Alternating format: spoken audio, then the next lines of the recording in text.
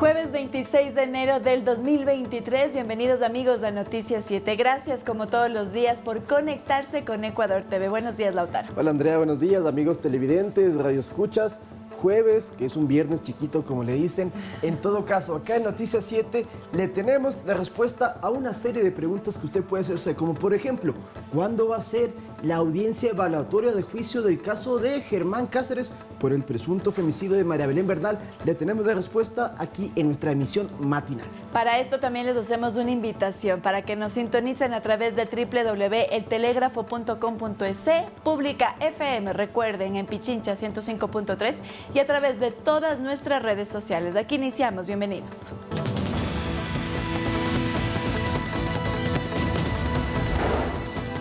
Ministerio del Interior y Comandante de Policía presentaron información a Fiscalía sobre casos de candidatos con vínculos y el narcotráfico. CNE colaborará con la investigación.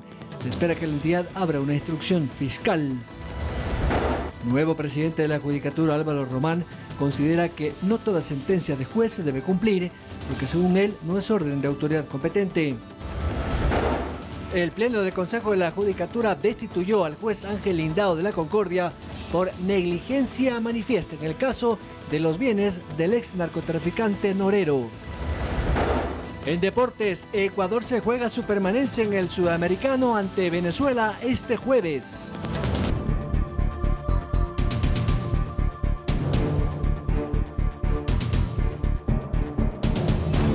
7 de la mañana con 3 minutos y nosotros iniciamos contándoles que 28 candidatos de diferentes dignidades seccionales podrían tener vínculos con el narcotráfico, según un informe que presentó este miércoles el ministro del Interior, Juan Zapata, en la Fiscalía General del Estado. Veamos. El ministro del Interior, Juan Zapata, junto al comandante de la policía, Fausto Salinas, entregaron a la Fiscalía General del Estado información de 28 candidatos, presuntamente vinculados a narcotráfico, minería ilegal y otros delitos conexos. 22 hombres y 6 mujeres. También es importante indicarles a ustedes que 21 están candidatos a alcaldías, son 3 candidatos a prefectos y 4 candidatos a concejales. Se trata de información que recabó la policía durante meses a través de trabajos investigativos y de inteligencia. Candidatos que han tenido relación con organizaciones criminales, sobre todo en transacciones, eso es lo que va a determinar la justicia. Es muy valiosa porque alimenta ya 8 investigaciones previas que las viene realizando la Fiscalía y de las cuales la misma policía ha dado mucha información. Por tratarse de un tema a investigar, no se precisaron nombres ni los partidos políticos a los que pertenecen, pero sí señalaron que los candidatos identificados en los posibles delitos están en 11 provincias, como son Guayas, Pichincha, Manabí, Orellana, Santo Domingo, El Oro, Los Ríos, Bolívar, Azuay, Sucumbíos y Esmeraldas. Hay de diferentes partidos, yo no soy quien para nombrar este momento porque la Fiscalía sabrá determinar las responsabilidades. Finalmente, el ministro Zapata indicó que recae en el Consejo Nacional Electoral tomar acciones para evitar que participen en los comicios, aunque recalcó que actualmente todos gozan de inmunidad. Olga Velasco, Noticias 7. Muy bien, entonces la Fiscalía tendrá que investigar si efectivamente estos 28 candidatos tendrían financiamiento del narcotráfico y del crimen organizado. Ahora, del total de nombres entregados a la Fiscalía, en Quito, por ejemplo, 21 estarían relacionados con candidatos a alcaldías. Ojo, que no se vaya a confundir la gente. Se entregó esto en Quito. Ya, volvamos. Los 28 candidatos, 21 están vinculados con alcaldías, 3 con prefecturas y 4 estarían postulando a las concejalías. Según ha manifestado también el comandante de la policía, Fausto Salinas, las vinculaciones de los sospechosos están dadas al narcotráfico en la mayoría de casos presentados, pero también con relación a la minería ilegal que estaría financiando a estos aspirantes a cargos de elección popular. Así es, esta información se entrega a la ya entregada en 2 fases por asambleístas, parte del Frente Parlamentario Anticorrupción, entre los que están Sofía Sánchez y Fernando Villavicencio. Recordemos que ellos en semanas pasadas lo habían hecho. En la primera entrega, la Fiscalía recibió información relacionada con 21 candidatos que tendrían nexos con el narcotráfico y el crimen organizado, y en una segunda entrega se sumaron 3 nombres de candidatos. La diferencia es que en el Frente Parlamentario sí dieron nombres, apellidos y también los partidos políticos. En este caso Zapata, como lo escuchamos de la nota, ha preferido no hacerlo. Sin embargo, del lado gubernamental se conoce que no habría candidatos de Creo, según han manifestado. Pero lo cierto es que en la provincia de Esmeraldas, Andrea, y lo hemos comentado en esta mesa de trabajo y de noticias durante mucho tiempo, la policía ya sabe de la existencia de grupos organizados que financian a estos candidatos, y lo que se busca, lo que se están pidiendo inclusive los analistas políticos, es que haya reformas de parte del CNE para poder impedir esto en los próximos comicios. Así es, lo que ha dicho el comandante general de la policía ayer también en la rueda de prensa, que él estuvo presente cuando se entregó este documento en Fiscalía General del Estado, es que pues lo que tiene que hacer la Fiscalía es investigar. Previamente ya se ha realizado, o paralelamente esta investigación por parte de la policía, lo que ellos dicen es que estos nexos podrían tratarse de, por ejemplo, de presuntos narcotraficantes que se han acercado a los candidatos, y es por eso que se podría tener indicios también de chats, conversaciones telefónicas, etc. ¿Cómo se dan cuenta de la posible existencia de estos vínculos entre el crimen organizado y los candidatos? Pues en la campaña electoral, porque hay muchos de ellos que, según las denuncias, tienen campañas millonarias con una serie de gastos ya exagerados a lo que ha sido comúnmente, y eso daría como indicio de que haya sospechas de irregularidades. ¿Qué es lo que dice el Consejo Nacional Electoral al respecto? Ellos dicen que contribuirán con información, de ser el caso, sobre las denuncias de candidatos que tendrían nexos con estos grupos criminales a los que nos hemos referido. Al organismo aún no han llegado denuncias relacionadas a la investigación. El CNE reacciona a la denuncia del Ministerio del Interior sobre la supuesta relación que tendrían actuales candidatos seccionales con grupos delincuenciales. Aseguran que dentro de sus competencias colaborarán con la investigación. Estamos dispuestos a contribuir en todo lo que se requiera desde nuestras competencias para combatir todo tipo de violencia, actividades ilícitas, y si es que el narcotráfico u otra situación quiere manchar la democracia, ahí estaremos para defenderla. Hasta el momento el organismo no ha llegado ninguna denuncia relacionada a lo que se ha llamado narcocandidatos. No obstante, si se encuentra alguna presunta irregularidad durante la evaluación administrativa realizada sobre el financiamiento de los partidos políticos, esta se notificará a las entidades de control. Debemos nosotros entregar o informar a la autoridad competente, en este caso la Fiscalía, para que ella dentro de sus competencias pueda cumplir con su rol de investigación y luego los jueces puedan sancionar. A pesar de las denuncias, las candidaturas de los postulantes están en firme. Las candidaturas sí están en firme, están impresas las papeletas, entran a la contienda electoral. El artículo 108 del Código de la Democracia establece que los candidatos y candidatas no podrán ser privados de libertad ni procesados penalmente desde el momento de la calificación hasta la proclamación de resultados. Una vez proclamados los resultados, podrán activarse los procesos penales en contra de ellos. Que cuando un juez determina la sanción o la pena que debe pagar un ciudadano con cualquier delito que cometa, puede ser también el retiro de los derechos políticos, y eso sí afectaría a la representación de alguna autoridad que haya cometido cualquier delito. En el caso de que algún candidato relacionado con grupos delictivos gane una dignidad popular y se emita una sentencia por algún delito, no se harán nuevas elecciones, sino que será el Consejo Municipal el encargado de escoger al nuevo representante. Edison Saavedra, Noticias 7. Muy bien, y en una entrevista brindada también a otro medio de comunicación, Giovanna Guano, ella es directora de la Unidad de Fiscalización del Consejo Nacional Electoral, explicó que, como ya lo ha dicho también Diana Tamain, no existe una competencia en la cual ellos tengan profundamente un tratamiento de utilización de recursos ilícitos. Su fase de control es postelectoral. Esto quiere decir 90 días después de las elecciones, cuando los responsables del manejo económico de cada partido o movimiento político presentan una contabilidad de todos los ingresos y gastos en la campaña.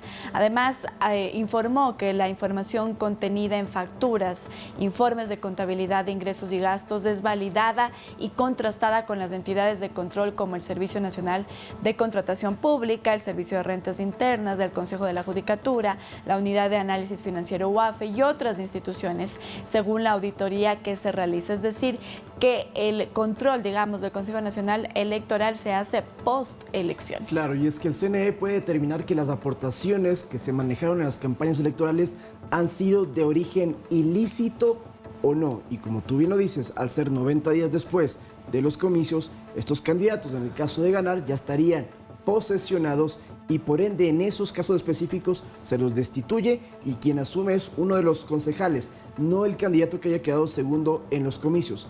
Esto, ¿por qué lo digo? Para precisar la diferencia con Jorge Yunda, que si en estos días que falta efectivamente le retiran los derechos políticos, así él ganara, como no puede posesionarse, en Quito podría asumir el segundo mejor ubicado de los comicios. Eso en el caso de Yunda. Pero en el caso, reitero, para que no quede dudas, si es un narcocandidato en este caso y ya hay un proceso por tráfico de drogas, por ejemplo, una vez posesionado, ya no pueden ser entonces reemplazados por otro de la lista, sino por los del Consejo Municipal.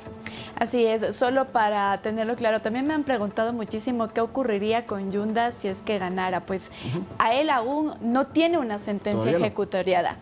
Mientras no tenga la sentencia ejecutoriada, podría, si es que gana, ya posesionarse entonces para poder ser alcalde de Quito. Y ahora conversando también de lo que ocurre en esta campaña un poco inusual electoral en este año, el candidato a la alcaldía de Portoviejo, Javier Pincay, habría sido un blanco de un nuevo ataque armado. La tarde del día de ayer se reportó la explosión de un artefacto en los exteriores de la sede política del aspirante por el movimiento Avanza. Bueno, pues según confirmaron integrantes del buró político del candidato del movimiento Avanza, por este hecho 4 personas resultaron con heridas. Así es. Esta no es la primera ocasión que Pincay es víctima de un ataque. Recibió un atentado al estilo sicariato el pasado 20 de diciembre que lo mantuvo internado por más de 2 semanas en una casa de salud de Portoviejo. De momento, el candidato se rehabilita en la casa de un familiar y hasta el momento no se ha dado más información sobre qué ocurrió con las 4 personas que resultaron heridas después de este atentado. Andrea, te tengo acá imágenes, esto circuló ayer en la tarde, cuando se llevan entonces a personas heridas porque miembros de la organización política habrían resultado heridos. Esto, reiteramos, ocurrió en Portoviejo y no es la primera vez que, como tú bien lo dices, hay estos atentados contra Pincay. Inclusive, cuando tú mencionas que esto fue a finales de diciembre, hubo panfletos que circulaban y que dejaron en este mismo lugar donde decían que supuestamente Pincay tendría vínculos con personas, con organizaciones ilícitas, y donde decían o pagas lo que debes o cuidado con tu vida. Y ahora siguen los atentados, los ataques. Los demás candidatos de Portoviejo, por cierto, ya se han pronunciado en otras ocasiones solidarizándose con Pincay y sobre todo pidiéndole a la Policía Nacional, y en este caso la Gobernación de Manabí, que les ayuden con resguardo o con custodia policial durante la campaña, porque esto que acaba de suceder no es la primera vez. En la semana pasada, el fin de semana anterior, fue asesinado el candidato a la alcaldía de Salinas, Julio César Faracho, también por situaciones que estarían vinculadas con grupos delincuenciales. Así es, y sobre esto precisamente nosotros del día de ayer hemos conversado con expertos, analistas, politólogos, para que nos puedan dar una referencia o un análisis extenso de manera general de qué es lo que está ocurriendo específicamente en esta campaña y también por estas denuncias que hemos tenido de varios candidatos, no solo a la alcaldía, a las prefecturas, sino incluso al Consejo de Participación Ciudadana y Control Social. Edison Saavedra nos ha preparado una nota al respecto. Escuchemos. Denuncias de lado y lado ha sido la tónica de estas elecciones. Solo por citar algunos ejemplos, el ministro del Interior entregó información de candidatos que tendrían supuestos nexos con grupos delictivos. Y solo 24 horas antes, Pedro Freile, quien busca la alcaldía de Quito, arremetió contra Jorge Yunda y Andrés Páez, también candidatos, por supuestos pactos políticos. Para Medardo Leas, expresidente del Tribunal Supremo Electoral, hace falta más control. Aquí es tierra de nadie. Todo el mundo puede invertir los recursos que bien tenga de que disponga porque no hay control. Según Oleas, atrás quedaron los debates temáticos que estipula la ley y ahora lo que se prima son los ataques entre candidatos. Lo que busca con este sistema que ha sido manipulado y mal manejado es llegar a como dé lugar al puesto y de ahí veremos qué hacer. Y considera que los únicos afectados son los ciudadanos. Los ciudadanos no resulta por quién votar. Máximo han resuelto votar por alcaldes del 50% y por prefectos del 50%, porque la ciudadanía está hastiada, está cansada. Para ello recalca la necesidad de reformas, entre ellas a la ley de organizaciones políticas. Para que estas organizaciones, los partidos políticos sean nacionales, los movimientos provinciales, Partido o movimiento que no esté activo 3 años antes no puede participar. Justamente el CNE cerró su campaña Juego Limpio, con el que buscó que los candidatos realicen una campaña honesta y transparente. Nosotros estamos combatiendo todo tipo de irregularidades. La palabra creo que lo dice todo, la frase jugar limpio, respetar las reglas de juego. Edison Saavedra, Noticias 7. Muy bien, claro, es que en redes sociales sobre todo hay esta opinión de que los candidatos justamente ahora en elecciones, en campaña, pues tienen entonces este tipo de denuncias y claro, decían los expertos entonces que también va a ser una competencia de cada persona informarse bien, también un poco saber leer lo que hacen los candidatos en esta época. Eso es completamente clave porque hoy en día en campaña vemos cómo empiezan a atacarse y a pelearse entre sí, pero estos mismos candidatos que hoy parecerían enemigos políticos, quizás ayer eran amigos, compañeros, coidiarios, comían juntos, almorzaban juntos, cenaban juntos. Entonces también yo creo que el mensaje a la población es hay que tomar las cosas con mesura, escuchar las denuncias, también tratar de interpretarlas y saber que estamos en campaña y que esto es parte de una estrategia por conseguir votos. Y respecto a los audios, porque es lo que más ha comentado Andrea, no han sido judicializados, me refiero a lo de Pedro Freile, reiteramos, no son denuncias penales, sino que es parte de esta campaña que muchos ya la califican como campaña sucia.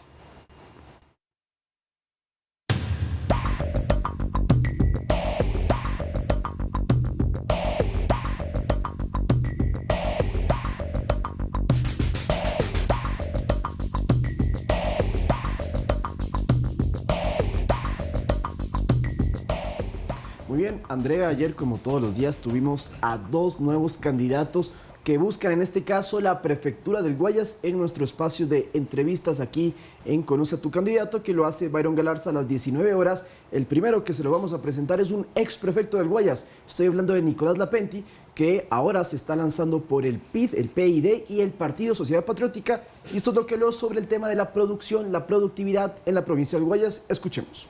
¿Ya? Nosotros vamos a comenzar construyendo un ramal pero para llegar a todos los sectores de la provincia, los sectores postergados que están allá al fondo del sector agrícola, y con eso queremos nosotros llegar, si es necesario, a duplicar la producción agrícola de la provincia de Guayas. Adicionalmente a ello, nosotros consideramos, vamos a trabajar en canales de riego, canales de drenaje para que pueda optimizarse y tener un control de las aguas. Si llueve mucho, llueve poco, habrá forma de controlar las aguas. Adicionalmente a ello, tenemos un programa de ayuda al agricultor, orientación. Vamos a estar ayudando al pequeño y mediano agricultor. Muy bien, otro de nuestros invitados del día de ayer fue Marcela Aguiñaga. Ella es candidata a la prefectura del Guayas por la Revolución Ciudadana y también conversó sobre sus propuestas de campaña, sobre todo obras emblemáticas. Escuchemos lo que dijo. El programa Cuidando Vidas, que llegaremos a los barrios a reconocer el trabajo de las mujeres, para liberar el espacio que dedicamos a la casa, a nuestros seres queridos, para emprender, aprender, bajar los indicadores de violencia, así como lo hizo Bogotá. Creemos que debemos copiar lo que se hace bien en el resto de la región. Esto es uno de nuestros programas emblemáticos, retomar la agenda social, las escuelas de fútbol para alejar a nuestros chicos de la delincuencia y también de cualquier tipo de violencia. La agenda social donde Guayas impulse nuevamente la orquesta sinfónica, la atención a nuestros grupos vulnerables, sin duda alguna, será nuestra prioridad. Así que me parece que esto es una de las obras emblemáticas que llevaremos adelante, así como también la intervención agresiva en los caminos vecinales hoy que están completamente abandonados por la prefectura actual. La agenda ambiental será una prioridad. Como una ex ministra de Ambiente, pues son las cosas que me apasionan. Muy bien, todavía escuchamos a Andrea, a Marcela Aguiñaga y a Nicolás Lapenti. Hoy a las 19 horas tendremos a Luz Helena Coloma candidata a la alcaldía de Quito, y a Andrea Hidalgo, candidata a la prefectura de Pichincha. Ambas estarán hoy a las 19 horas con Byron Galarza en el espacio de entrevistas para conocer a los candidatos y lograr este voto informado. Si usted quiere volver a ver estas entrevistas, recuerde que lo puede hacer a través de nuestro micrositio en www.eltelegrafo.com.es. Ahora, en nuestro espacio de Tu Voto, conoceremos a los candidatos restantes a la prefectura del Guayas. Rodrigo Martínez nos presenta el listado de aspirantes.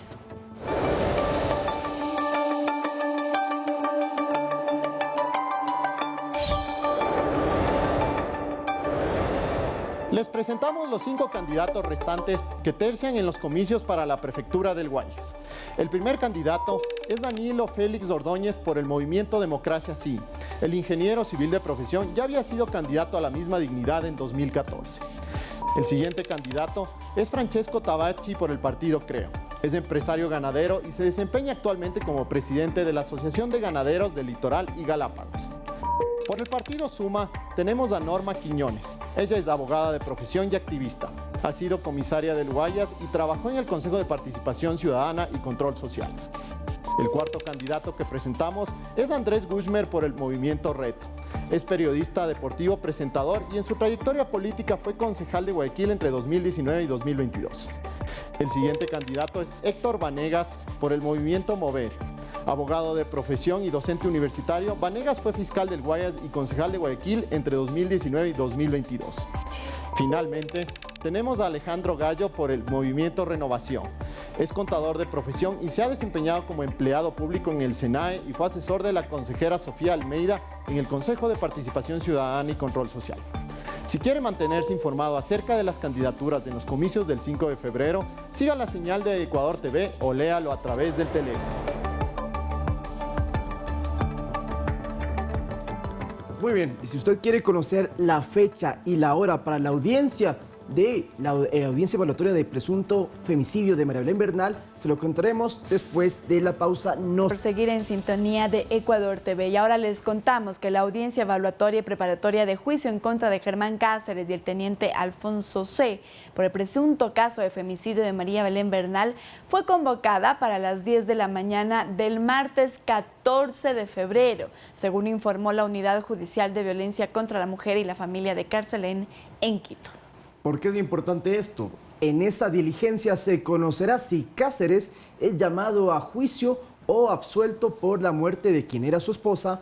Recordemos que el ex policía reconoció que le quitó la vida a María Belén Bernal el 11 de septiembre del 2022 en una de las habitaciones de la Escuela Superior de la Policía. Muy bien, esa fue información que se generó en la noche de ayer respecto de lo que sucede en el caso de María Belén Bernal. Un punto interesante y que hoy haremos la consulta respectiva es por qué no se incluye a Jocelyn Sánchez, la ex cadete, que si bien es cierto ya no tiene prisión preventiva, pero todavía es una de las procesadas. Lo que debería suceder en esta audiencia es que si la fiscalía y el juez, y así lo consideran todos, no la acusan, ella sería retirada. Eso todavía no sucede, se lo conocerá entonces desde el 14 de febrero, que podría durar más o menos un mes. Podría ser el caso de que dure esta audiencia en la que se presentan los elementos de convicción y con eso finalmente conoceremos si hay o no juicio por femicidio contra Germán Cáceres, que por cierto sigue en la cárcel de La Roca con prisión preventiva. Muy bien, vamos a cambiar de tema y ahora les contamos que el nuevo presidente temporal de la Judicatura, Álvaro Román, señaló que no todas las sentencias de los jueces se deberían cumplir. Esto por las medidas cautelares que dictó en los últimos meses del juez Ángel Lindao. Román también espera una buena relación con los otros vocales para realizar cambios en el organismo. Desde muy temprano, Álvaro Román asumió su despacho como el nuevo presidente temporal del Consejo de la Judicatura, que fue dispuesto en la sentencia de la Corte Constitucional.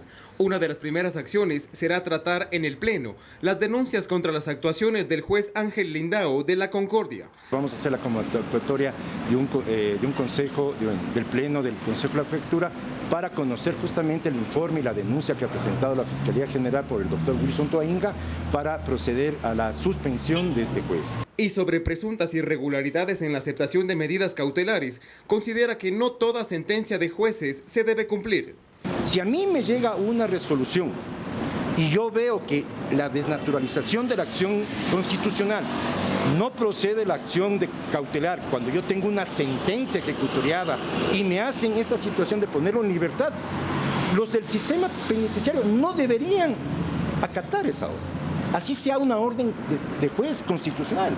Indicó que no ha conversado con su antecesor Fausto Murillo. Sin embargo, tiene su criterio sobre las declaraciones de Murillo al entregar la titularidad del órgano judicial. La estabilidad de la institución depende de la permanencia de gente que está probada en su capacidad, en su experiencia, en su conocimiento institucional. Aquí no hay tiempo para una curva de aprendizaje.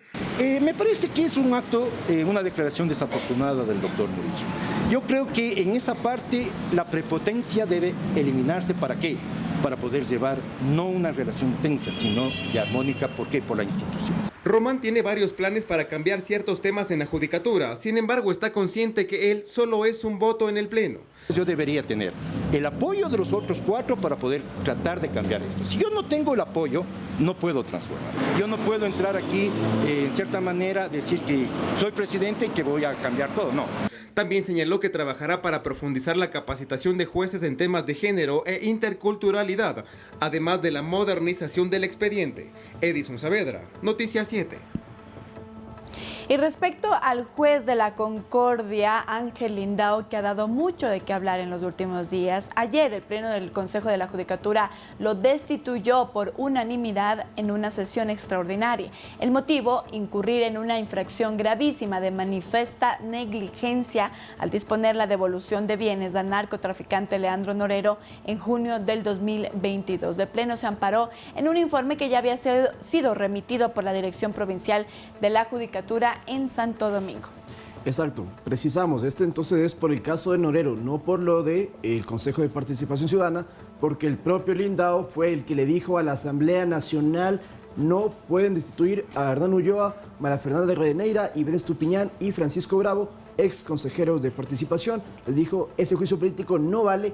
Y sobre ese tema te cuento, Andrea y amigos televidentes, que Lindao ayer, cuando todavía era juez, resolvió revocar las medidas cautelares contra la Asamblea Nacional, que eran parte de una sentencia a favor de los 4 vocales que les hemos manifestado, y que dichas medidas ordenaban, entre otras cosas, la colocación de una placa en la entrada de la sede legislativa de la Asamblea Nacional.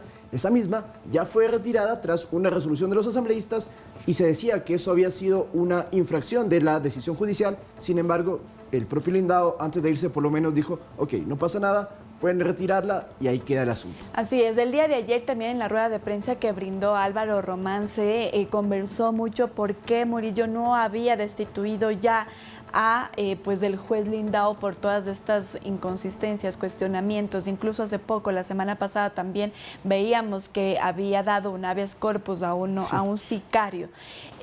Lo que dijo Álvaro Román es que ya se tenía, o más bien Murillo dijo que ya se tenía convocada la reunión para el Consejo, pero que eso le tocaba a su predecesor. A Román. Fue la primera acción, eso que quede claro, la primera acción de Álvaro Román como presidente temporal de la Judicatura fue hacer la sesión extraordinaria, sesionar, revisar este informe sobre Lindao y tomar la decisión que por unanimidad lo deja entonces como una persona que ya no es juez. Lindao ya no es juez más de la Concordia. Así es, tú has dicho una palabra clave, unanimidad. ¿Por qué? Porque en el Consejo debe haber una votación dentro del Consejo de la Judicatura. Y el día de ayer, pues todos se han puesto de acuerdo para que el juez Lindao sea destituido. Y ahora les contamos que para la elección del nuevo presidente del Consejo de la Judicatura se necesita primero posesionar a los vocales del Consejo de Participación Ciudadana, que reemplazarán a los 7 destituidos. Sin embargo, para ello la Asamblea debe conocer a quienes les corresponde según la última elección del 2019. Parece un trabalenguas, pero les tenemos una nota que explica mejor el tema. Veamos. 7 nuevos vocales de Participación Ciudadana y Control Social deben asumir funciones hasta el 14 de mayo del 2023, cuando entreguen sus cargos a los electos en los comicios del 5 de febrero. Sin embargo, para ser oficializados, la Asamblea Nacional tiene que posesionarlos, lo que aún no tiene fecha. Tengo un certificado del CNE que lo requería hace días para que se informe a la Asamblea quiénes de los posibles vocales suplentes que deberían asumir están de candidatos. La lista a la que hace alusión Virgilio Saquicela corresponde a las ubicaciones de los candidatos obtenidos en las elecciones del 2019. Según esos resultados electorales, los nuevos serían: en hombres, Carlos Figueroa, Alan Molestina y Teddy Tama; en mujeres, Mónica Moreira, Gina Aguilar y Graciela Mora; mientras que en pueblos y nacionalidades, Olindo Nastacuaz. Pero el legislativo no los puede posesionar a todos por el siguiente inconveniente. El CNE mañana para que me dé una certificación completa para no posesionar a los que están de candidatos porque no podrían actuar, y de nuevo se da un problema. Ello porque Moreira y Tama otra vez se candidatizaron para estas elecciones y están en campaña. El 3 de febrero ya podrían asumir la vocalía, es decir, en 2 semanas. En todo caso, la Asamblea ya posesionó en noviembre a Nastacuaz y a Gina Aguilar, luego del juicio político contra Hernán Ulloa y otros 3 consejeros. Y aquí entra en juego el tiempo. Si la Asamblea no espera al fin de la campaña, Tama y Moreira serían sustituidos por Mauricio Gallardo y Marlene Montesinos, que siguen en los resultados del 2019. Pero el otro problema que surge es que de los nuevos consejeros mencionados, todos ellos acepten el cargo por 3 meses y medio, tras 4 años de haberse postulado, como Molestina y Mora, que en las convocatorias de noviembre no acudieron a su posesión. Lautaro Andrade, Noticias 7. 7 de la mañana con 34 minutos y pues a pocos días de que se cumpla un año del aluvión que ocurrió en La Gasca, pues después de la pausa nos acompañará Karina Jara, coordinadora técnica de la Secretaría de Desarrollo Productivo y Competitividad del municipio de Quito, precisamente para hablar sobre la reactivación económica de ese sector. Ya volvemos.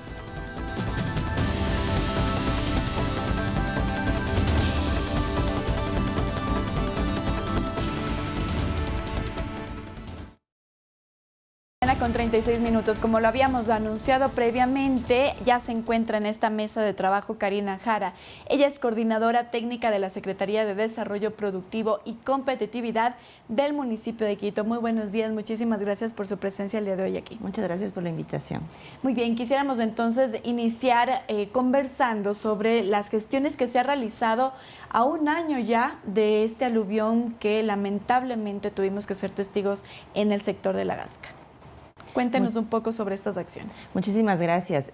Bueno, el municipio ha tenido acciones en diferentes ámbitos a propósito de esta catástrofe natural. Me voy a enfocar en el ámbito productivo, en el que tiene responsabilidades la Secretaría de Desarrollo Productivo y Competitividad. Podemos enmarcar nuestras acciones en 2 momentos. El primer momento es la emergencia, el momento mismo de la catástrofe. Donde nuestro trabajo se enfocó en la gestión de donaciones, el vínculo con el sector privado para atender las necesidades urgentes. Aquí se gestionó alimentación para todo el personal que estaba trabajando en la emergencia, bomberos, agentes de policía, etc.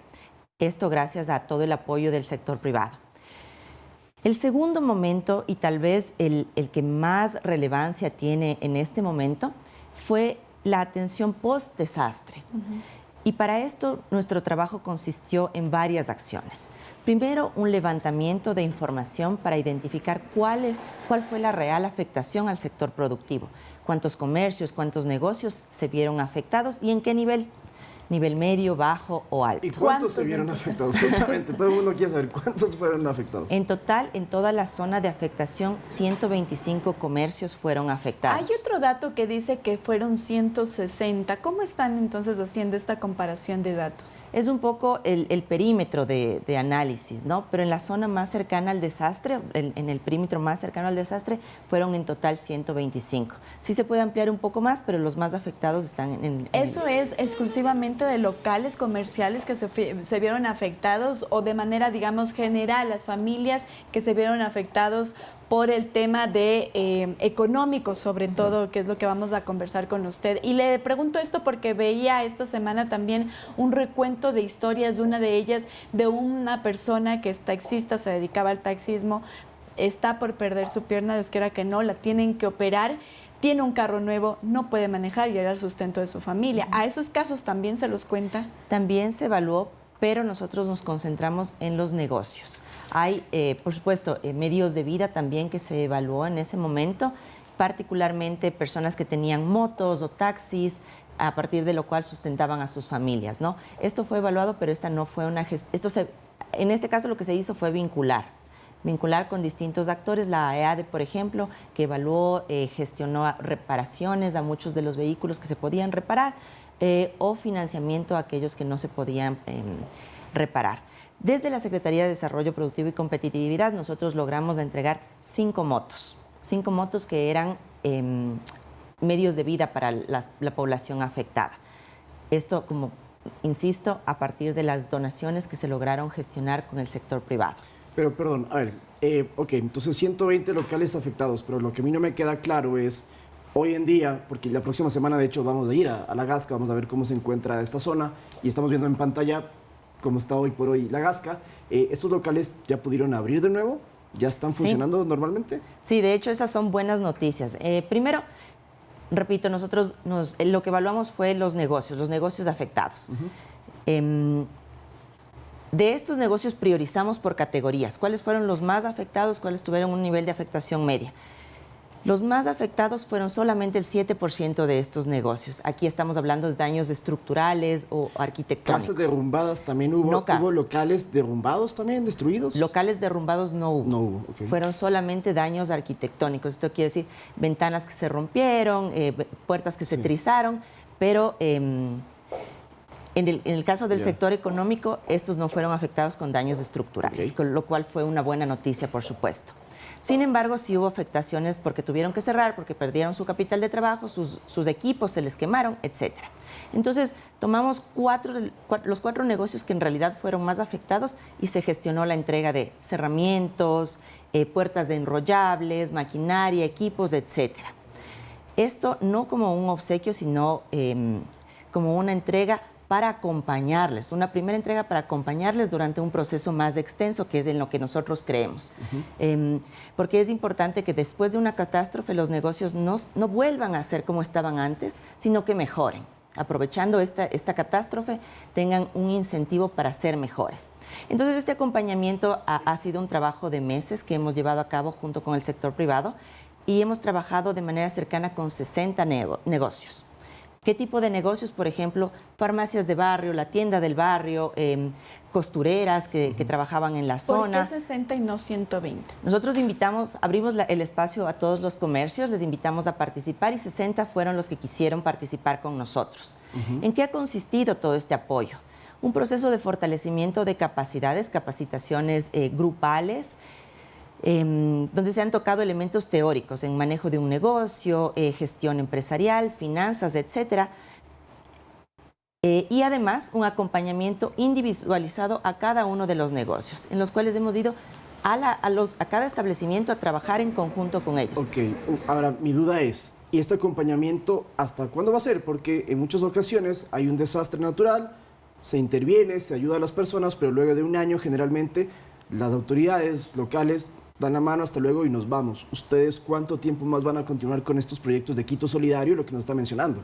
Es importante dar herramientas a los individuos para que ellos puedan hacer un mejor uso de sus capitales, de sus negocios y tener éxito, ¿no? Entonces, en efecto, el acompañamiento que se les da no puede ser permanente, tiene que ser temporal, pero las buenas noticias nuevamente son que estos 60 emprendimientos ya concluyeron su proceso, mostraron sus productos y cómo han cambiado en el tiempo en una feria navideña que se llevó a cabo en diciembre del año pasado. Y este viernes 3 de febrero están teniendo su proceso de graduación. Entonces, aprovecho la oportunidad para invitarles. Vamos a tener este pequeño evento muy familiar, emotivo, sí, nostálgico por todo lo que han pasado, porque son personas que vivían en La Gasca, ¿no? Los dueños de estos locales. Sí, en efecto. Y es interesante conversar con ellos, acercarse, ver cómo ellos están manejando actualmente sus negocios. Muy bien, y la motivación que han sentido a partir del trabajo conjunto. Además de esta capacitación, tal vez ustedes, me refiere ya a una feria navideña, pero ustedes están realizando tal vez otro tipo de eventos que lleve a personas a comprar, porque claro, fueron meses, semanas en donde no vendieron, que se vieron afectados los locales comerciales. ¿Cómo esto? Entonces también se está reactivando, si bien es cierto, la capacitación, pero ¿quién llega a comprar para ellos? Un ejercicio interesante que se llevó a cabo fue el proyecto Quito Solidario, que fue liderado por Quito Turismo desde el municipio también. en el que se invitó a todos los negocios a sumarse. 100 de ellos quisieron participar y consistió en la entrega de cartillas para fidelizar a los clientes un poco. Entonces cada cliente se acercaba a cualquiera de los comercios que estaban participando y por cada $5 de compra se le ponía un sello en su cartilla. Y con esta cartilla participaban en un sorteo para acceder a boletos al teleférico, al Vulcano Park, etcétera, lo que fue bastante atractivo para la ciudadanía y en efecto contribuyó a reactivar el comercio en la zona. Además, se llevó a cabo varias ferias de emprendimientos en las que se invitó tanto a los emprendedores para que vendan sus productos, pero también a cooperativas, entidades financieras. ¿Y continuarán con esas ferias? Sí, las ferias se las hace periódicamente en las 9 administraciones zonales. Sí. Entonces, y para cerrar el tema, con estos planes que ustedes aplicaron con esta lastimosamente tragedia de la Gasca, en el caso eventual que sucediese otra cosa que esperemos no pase, ¿esto se lo va a continuar? O sea, ya quedó en papeles en que puede ser un protocolo a seguir para la reactivación económica de eventos naturales que pueden suceder en cualquier momento. Esa pregunta es muy interesante, muy importante, porque en efecto, esto ha sido algo coyuntural. Sin embargo, Quito está de manera permanente expuesta a una serie de riesgos. Derrumbes, inundaciones, lo que pasó en Guayabamba, sí, claro. Por supuesto. Entonces es importante que desde el ámbito productivo nosotros nos preparemos para estas catástrofes. ¿Qué es lo que ha hecho el municipio? Ha trabajado durante todo este tiempo en un protocolo de reactivación para el sector productivo. ¿Qué quiere decir esto? Que se va a brindar todo, el municipio pone a disposición de la ciudadanía, del sector público también, herramientas que permitan post-catástrofe reactivarse de manera muy ágil. En 30 segundos, con Guayabamba, que también hubo más de 20 locales afectados por estas inundaciones, ¿qué se hizo? Que sobre todo tiene el turismo. Sí, ahí, claro ¿no? que sí. En el caso de Guayabamba, de igual manera, nosotros hemos hecho una evaluación, nos hemos acercado a la ciudadanía y en función de las necesidades específicas se gestiona las donaciones, si es necesario, o un proceso de acompañamiento mucho más extenso. Muy bien. Quisiera también aprovechar para invitarles la próxima semana. De igual manera, el municipio está haciendo entrega a la ciudadanía de una caja de herramientas que son los protocolos para la reactivación post-desastre. Entonces, hemos trabajado en ámbitos coyunturales, como he ejemplificado, pero también en elementos estructurales que son relevantes. De acuerdo, muchísimas gracias nuevamente por su presencia el día de hoy aquí. Muchas gracias. Conversábamos entonces con Karina Jara, ella es coordinadora técnica de la Secretaría de Desarrollo Productivo del municipio de Quito. Y con esto nos vamos a una pausa y volvemos con información deportiva.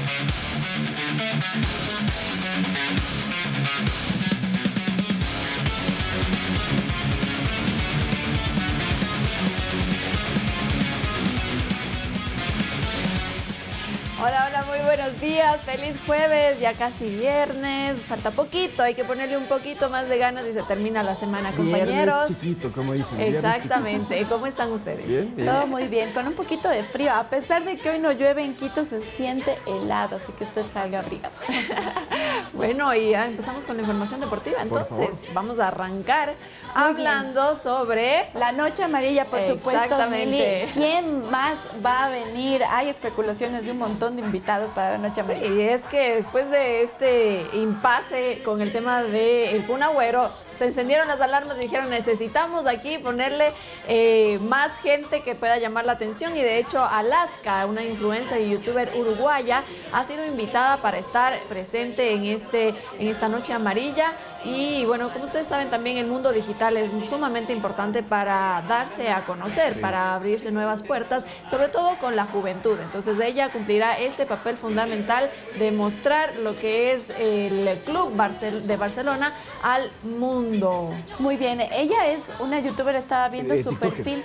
También youtuber, ¿También es tiktoker, youtuber? sí, youtuber también. Sí. Muy simpática. Estuvo en Qatar, comenta de fútbol, vive del fútbol en realidad, y entiendo que la atrae una empresa auspiciante, ¿no? De Claro, la Noche pero aparte yo creo que es una persona muy amable, muy amigable, que uno la ve y dice qué chévere los videos porque es muy buen contenido, así que me parece un buen personaje. Es no para la jovencita, cancha, ¿no? lo que queríamos es alguien que juegue fútbol, Mili, alguna estrella, y parece que no va a venir Bueno, nadie. el Kun Agüero todavía no está del todo descartado. Ha dicho que su lesión, como lo mencionábamos, no fue tan grave como él pensaba, porque al principio dijo, me rompí todo. Pero creo que es ya la edad lo que le hace sentir más fuerte cada lesión. Y finalmente parece que tendrá al menos unos minutos. Kun Agüero. Bueno. O sea, sí o sí viene para la noche amarilla. Sí, porque es que ya está anunciado ¿Y quién más viene para la noche amarilla? A ver, hay especulaciones, me la voy a jugar. Se habla de que Felipe Caicedo podría venir no solo a la noche amarilla, sino quizás a jugar en Barcelona. No es confirmado, es lo que dice la prensa guayaquileña. Esperemos a ver, ojalá. Usted solo vota ahí, el incendio, incendia la mesa y se va. Acá lo que sí hablamos es de certezas, y la certeza es que mucha gente se preguntaba cuánto ganan en esta Kings League como para arriesgar el contrato que tenía el Kun Agüero con Barcelona. 75 euros por partido.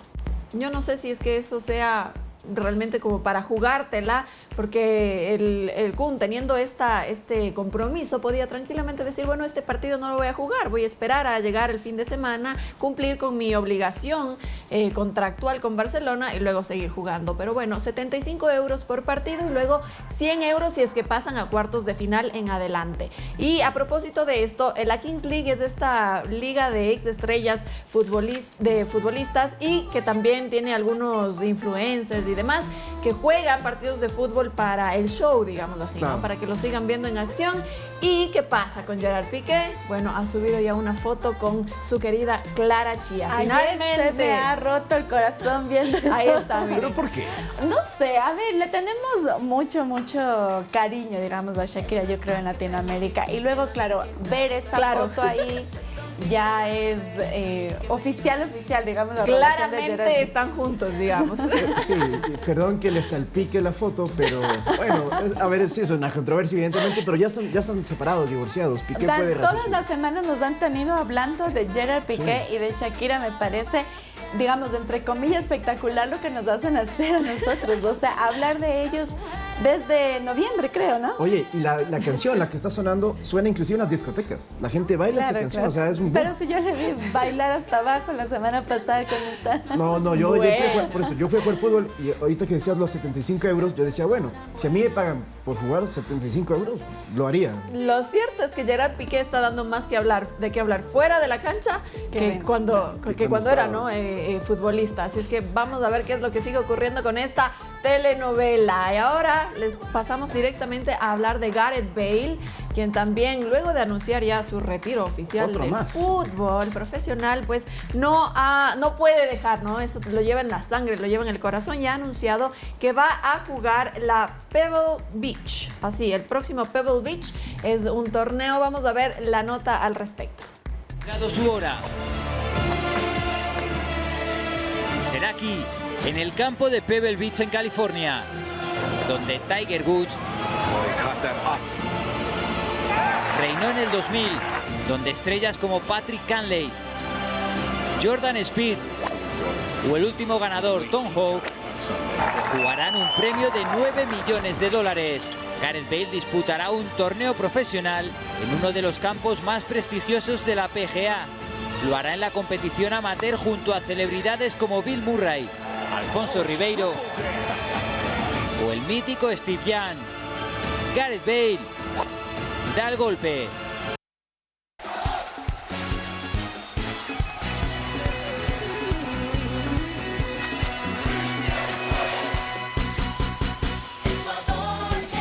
Estamos ansiosos por ver qué es lo que logrará hacer la Mini Tri el día de hoy frente a Venezuela en el Sudamericano Sub-20. Necesitamos este triunfo, necesitamos esos puntos y bueno, hay que esperar a ver un buen desempeño que no ha sido el mejor hasta el momento. La gente no está contenta con lo que... El señor Lautaro, mírelo, la cara del señor Lautaro, no quiere saber nada de la Mini Tri. No, yo estoy decepcionado un poco, quizás mis expectativas eran muy altas. Entiendo que no están todos los jugadores los mejores, pero esperaba un poquito más. Ojalá me calle en la boca y hoy haga un buen papel y clasifiquemos al hexagonal. Ojalá que por favor, ya le voy a hacer repetir las planas como a nuestro jefe. Pero Mili, ¿ya cuándo se va a saber quiénes van a ser los convocados? ¿A qué hora se juega el día de hoy? Hoy a las 19:30 juega la selección. ¿Y a qué hora sabemos los convocados? Seguramente lo darán a conocer un par de horas antes. La verdad es que eso se guardan y ya depende de cada director técnico si quiere adelantarle a su rival cuál va a ser su estrategia o si lo mantiene hasta el Pero final. ¿quién ¿no? creen que debería estar para el día de hoy? ¿Quiénes de los chicos de la sub-20 es como, digamos, que podría ser el 11 ideal para hoy? Yo creo que debería repetir el 11 que tuvo contra Chile. Me parece que no fue el mejor. Empataron, pudieron haber perdido, de hecho, pero darles la confianza a los chicos de continuar y de demostrar que pueden estar en esa posición de titular. Creo que yo optaría por ese tema. Sí, a mí me gusta mucho Patrickson Delgado porque juega en Europa y demostró que tiene una calidad impresionante, así que sería bueno. Pero tú nos habías dicho, Mili, que hay un futbolista, ayer nos contaste que ya se fue de la selección, ¿no? Uno por lesión. Así es, salió Emerson Pata, me parece que es el que salió lesionado y bueno, tuvo de hecho que dejar, no hay posibilidades de que se recupere en 3 o 4 meses inclusive, entonces ha regresado a Independiente del Valle para continuar su recuperación y con eso terminamos la información deportiva. El día de mañana tendremos todos los detalles de lo que ocurra en la jornada de hoy del Sudamericano Sub-20. Con esto les dejo, que tengan un excelente jueves. Muy bien, y no queremos irnos sin antes recordar también una fecha histórica en el Ecuador. ¿Usted recuerda lo que ocurrió en 1995, señor Yo Lautaro? no había nacido, no, sí, era muy pequeño, así que no puedo recordar, pero conozco la historia. Cuéntanos, Andrea, los amigos que no se acuerdan, ¿qué pasó? Es que se recuerdan ya 28 años del conflicto del Cenepa, cuando Ecuador enfrentó al Perú y dejó 33 muertos. El ejército ecuatoriano recuerda el hecho como una gesta heroica y de victoria militar. En diciembre del 95, la presencia de peruanos en el Alto Cenepa provocó que el ejército envíe tropas. La guerra arrancó el 26 de enero con 4 equipos de combate de 60 efectivos que desalojaron a los primeros peruanos en un helipuerto que habían construido en territorio ecuatoriano. Para el 23 de enero nuevamente hicimos un relevo y nuevamente ingresé yo. En ese tiempo ya yo era teniente de 5 meses. Pasábamos 8 noches sin dormir, estando atentos a los bombardeos o posibles bombardeos del enemigo o posibles ataques desde tierra. El ahora coronel Fausto Flores perdió las 2 piernas en la última semana de combate cuando los peruanos bombardearon la zona rompiendo el cese de fuego que se había acordado en febrero. Destacamentos como Teguinza, Cóndor Mirador, Cueva de los Tallos y Base Sur enfrentaron la arremetida peruana de bombardeos y la penetración de tropas. Pude observar el fogón de algo que se metía bajo la tierra y ahí solo escuché la explosión. Cuando trato de incorporarme no podía pararme. Y ahí observo que había una pierna en un costado, veo que mi fusil estaba partido en 2 y también estaba al lado otra pierna. 33 muertos y 103 heridos mutilados dejó el combate, entre ellos el coronel Flores, ahora héroe de guerra. Barón Galarza, Noticias 7. 2 años tenía Lautaro cuando ocurrió este tema. ¿Por qué cuenta mi edad así? Para que sepan que eres un joven que sigue triunfando en la vida. Y yo Oye, sí me acuerdo. Tenías un dato súper interesante, Mili. Yo lo único que me acuerdo de este tema, porque también era muy chiquita, es que había un helado. Sacaron un helado que se llamaba Teguinza y que era de color amarillo, azul y rojo. Todo el mundo quería ese helado. Todo el mundo se sentía patriota por comprar ese helado y comérselo. Así es que ese es el dato curioso al Ahora, respecto. lo cierto, ya en tema totalmente serio, esto que sucedió, este conflicto militar, ya quedó muchos años atrás y hoy en día podemos decir que tenemos una muy buena relación con Perú como país, con nuestros amigos y vecinos peruanos, tenemos inclusive nuestro jefe que es peruano, así que esa vieja época de conflictos bélicos quedaron en el pasado y hoy en día creo que somos naciones hermanas completamente. Muy bien, con eso nosotros nos despedimos, amigos, no sin antes desearles, como siempre, que tengan